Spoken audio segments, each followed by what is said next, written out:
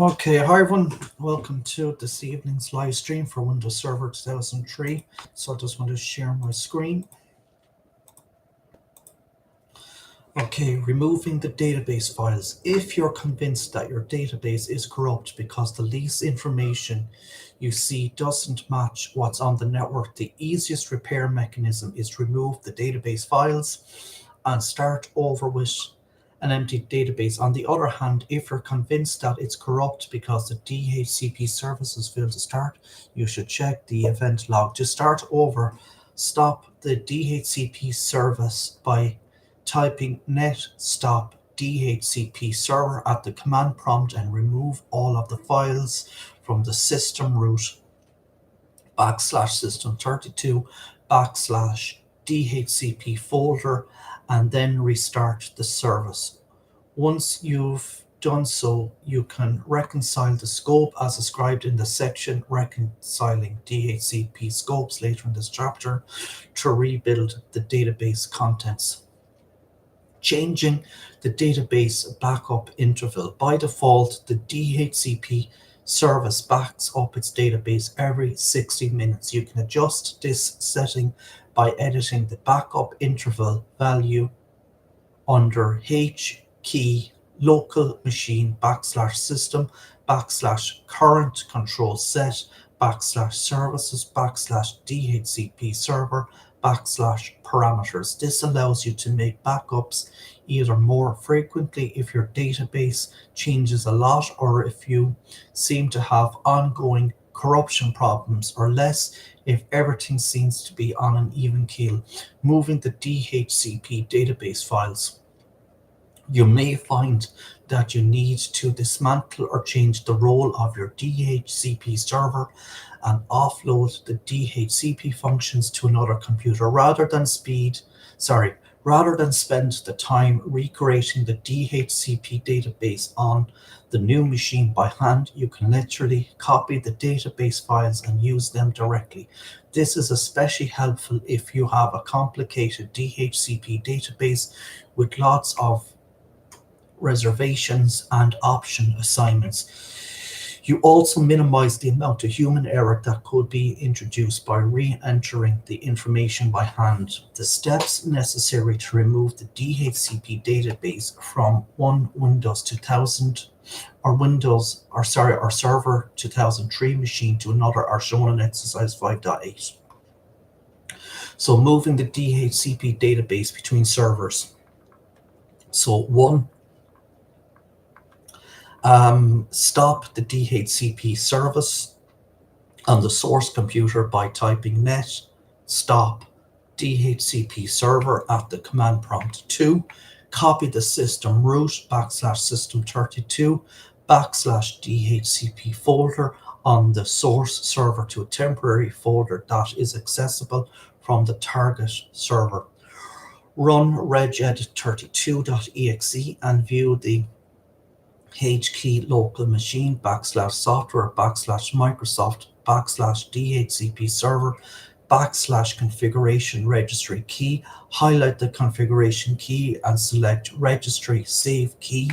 Save the key and note the file name that you used. 4. Install DHCP on the target server and then stop the service by typing net stop DHCP server at the command prompt. 5. Rename the system.mdb file in the temporary folder to system.src. 6. Delete all of the file and subfolders in the system root /system32 /DHCP folder on the target computer. Copy the temporary folder on the source computer to the new system root /system32 /DHCP folder on the target computer. 7. Use regedit32 to find the H key local machine /software /Microsoft /DHCP server /configuration key on the target computer. Highlight the key and select registry restore. Select the file that you saved in step 3 and click yes to overwrite the current settings. 8. Start the DHCP service on the target computer by typing net start DHCP server at the command prompt and choose the reconcile all scopes in the DHCP administrative tool. More on this in the next section.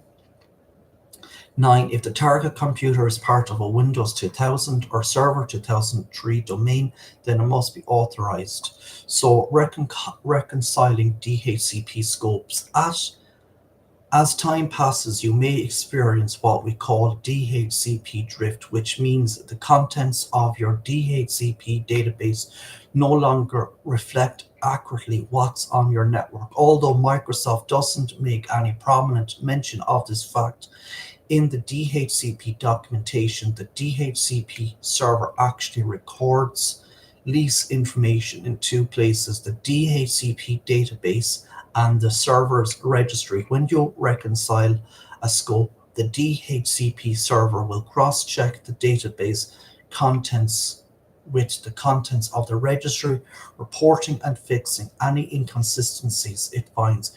You can also reconcile scopes to recover from a corrupt DHCP database. You first remove the database files, then reconcile the server's scopes. To reconcile a single scope, follow these steps. 1. Open the DHCP snap-in by selecting Start, Administrative Tools, DHCP. 2. Expand the target server's node in the MMC until you see the target scope. 3. Right-click the target scope and choose Reconcile. 4. The Reconcile dialog box appears, but it's empty as shown in Figure 5.15. To start the reconciliation, click the Verify button. So Figure 5.15, the Reconcile dialog box.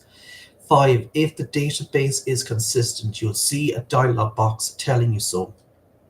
If there are any inconsistencies, the dialog box will list them and allow you to repair them. Solving the problem of multiple DHCP servers and scope.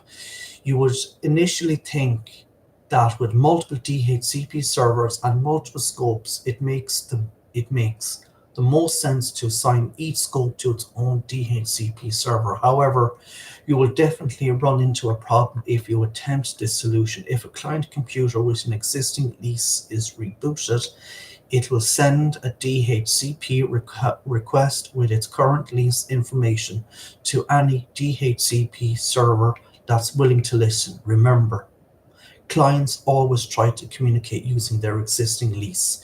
If the first DHCP server to hear the request uses a scope that doesn't include the client's IP address, the DHCP server will send a client DHCP NACK message. The client then goes into a rebinding state and attempts to obtain a new lease from any DHCP server on the network. If the client happens to receive a new lease from the original DHCP server, then everything is fine. But if the client receives its lease from any other machine, the original DHCP server won't know about the new configuration. It will retain the original lease for the remainder of the lease duration, and the lease will be wasted in the meantime.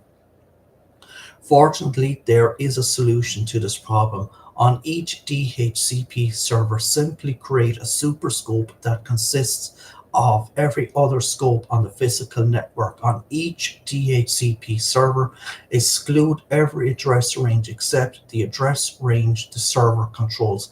This prevents the DHCP server from sending DHCP NACK messages to the client. So I just want to say there, ACK means acknowledge. So I'm going to leave it here for this chapter. So the next chapter is chapter 6, which is installing and managing domain name service, DNS. So thank you for spending the evening with me, and have a nice weekend.